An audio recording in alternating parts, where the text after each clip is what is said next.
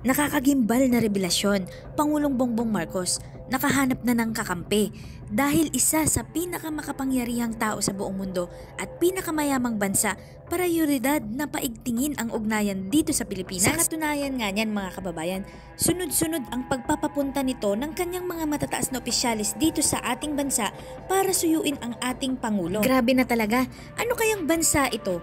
Grabe talaga kalupit si PBBM kasi mga leader ng ibang bansa ang sumusuyo sa kanya. Kaya naman mga kabayan, huwag na natin itong patagalin pa. Samahan niyo ako at sabay-sabay nating alamin ang mga maiinit na balita sa araw na ito.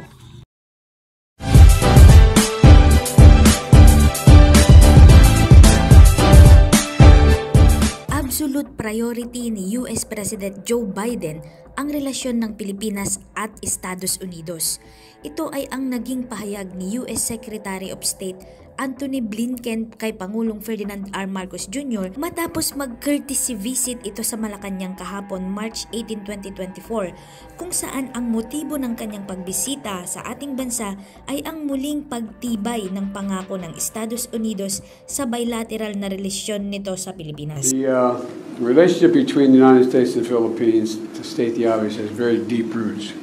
Our foundations are strong in the U.S.-Philippine alliance, which is of critical importance.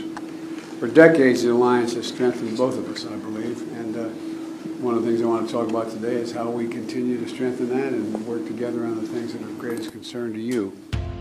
Sinabi ni Blinken kay PBBM na napakahalaga daw iyon sa kanila kahit sila ay nakakaranas ng mga hamon. Ang focus at ang kanilang pakikipag-ugnayan sa kanilang pangako sa Indo-Pacific na palawakin ang relasyon at alyansa sa pagitan ng Estados Unidos at Pilipinas. Binanggit din ni Blinken kay PBBM na ipinadala siya ni US President Joe Biden sa Maynila hindi lamang upang patibayin ang alyansa ng Pilipinas at Estados Unidos, kundi bigyang diin din ang relasyon ng dalawang bansa sa isang bagay na may malaking kahalagaan sa Amerika. Nabanggit din umano ni Blinken ang paparating na pagbisita ni Pangulong Marcos sa USA sa susunod na buwan para sa nakatakdang trilateral na pagpupulong kasama si Pangulong Biden at punong ministro ng Japan na si Fumio Kishida. Sinabi niya na ang trilateral na pagpupulong ng Pilipinas, Amerika at Japan ay new horizon of cooperation and incredibly promising on building on their rich foundation. It is extremely encouraging for the Philippines that despite all of these extremely important issues that you have to attend to, that you consider the Philippines important enough to take time from all of those globally important issues to come with us in the Philippines here today.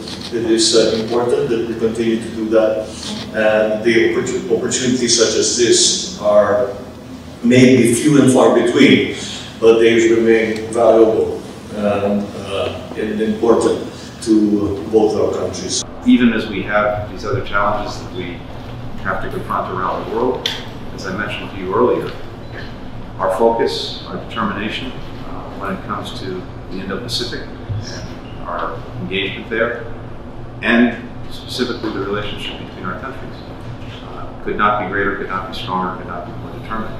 We really have a tremendous need, imperative on the strongest possible partnership. And we're grateful.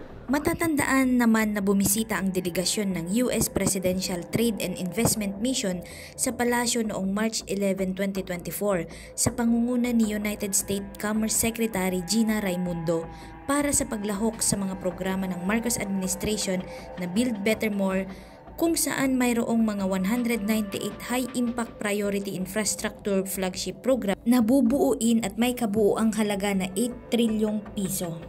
Sa pakikipagpulong ng delegasyon ng Presidential Trade and Investment Mission, binigyang diin ni DTI Secretary Fred Pascual ang potensyal ng Pilipinas na maging pangunahing manlalaro sa kritikal na sektor ng metal na may malaking reserbang nickel, copper at cobalt ng bansa. Gamit ang mga mayamang reserbang mineral na ito, ang Pilipinas ay naghahangad na manguna sa pandaigdigang value chain para sa energy storage at electric vehicle production.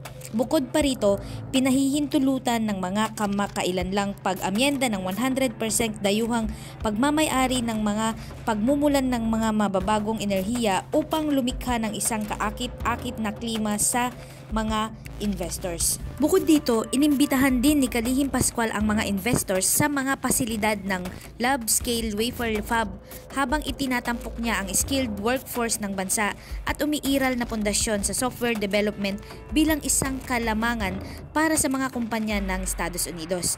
Nanawagan din siya para sa mabilis na pagpapatupad ng suporta ng gobyerno ng USA sa pagpapaunlad ng mga manggagawa bilang bahagi ng CHIPS Act para mapadali ang mga planong palawakin ang papel nito sa industriya ng semiconductor na lagpas sa pagpupulong at packaging. Humingi rin ng tulong ang gobyerno ng Pilipinas sa Estados Unidos Department of Commerce sa mga issue na kalakalan tulad ng mga nakakulong na pag-export ng mga damit at mga pagpapadala ng shrimp paste. Bukod pa rito, sinasamantala ng Pilipinas ang pagkakataon na itaas ang kasalukuyang sitwasyon ng mga kumpanya ng electronics sa Pilipinas na hindi makapag-bid sa mga kontrata ng gobyerno ng USA dahil sa isang kinakailangan ng US Trade Agreements Act. Samantala, muling pinagtibay ni Pangulong Marcos Jr. ang matatag na posisyon sa ekonomiya ng Pilipinas at ang pagsisikap ng gobyerno na magtatag ng magandang kapaligiran sa negosyo sa courtesy call ng delegasyon ng Presidential Trade and Investment Mission. Inulit din ng Pangulo ang pangako ng Pilipinas na susuportahan ang mga negosyong Amerikano sa pinalakas na ang imbitasyon para sa patuloy na pakikipagtulungan ng USA sa paggamit ng pinagsasaluhang kaunlaran ng ekonomiya. Ang Estados Unidos ay patuloy na humahawak ng isang makabuluhang posisyon bilang ikatlong pinakamalaking kasosyo sa kalakalan ng Pilipinas sa buong mundo na may kabuuang halaga ng kalakalan na umaabot sa humigit kumulang 20 billion US dollar. Kapansin-pansin na ang Estados Unidos ang pinakamalaking export market para sa Philippine goods na nagkakahalaga ng 12 billion US dollar at ang ikalimang pinakamalaking import market na nagkakahalaga naman ng 8.5 billion US dollars. Higit pa rito, ang Estados Unidos ay patuloy na nirarango sa nangungunang 5 pinagmumulan ng mga foreign direct investment sa Pilipinas sa nakalipas na 5 taon. Batay sa pinakabagong mga numero mula Enero hanggang Nobyembre 2023, ang USA ay lumalabas bilang ika-4 na pinakamalaking pinagmumulan ng mga foreign direct investments para sa Pilipinas na may kabuuang halaga na lagpas 110 million US dollars. The companies that I have brought with me embody some of the best in U.S. innovation in everything from clean and renewable energy, which the President and I just spoke about, to digital transformation, information communications technology, infrastructure, to logistics. And they're all here to pursue deals that will strengthen two-way trade and investment between the United States and the Philippines. Thank you. To President Marcos and the Filipino team, I want to say thank you. Thank you for the steps you are taking to transform your economy, to make it easier to do business here, and to move forward to a clean economy and clean energy economy. Fired up and ready to go to deepen our economic relationship with your leadership, President. I think, as I said to you in the last meeting, we've done so much together, and the best is yet to come.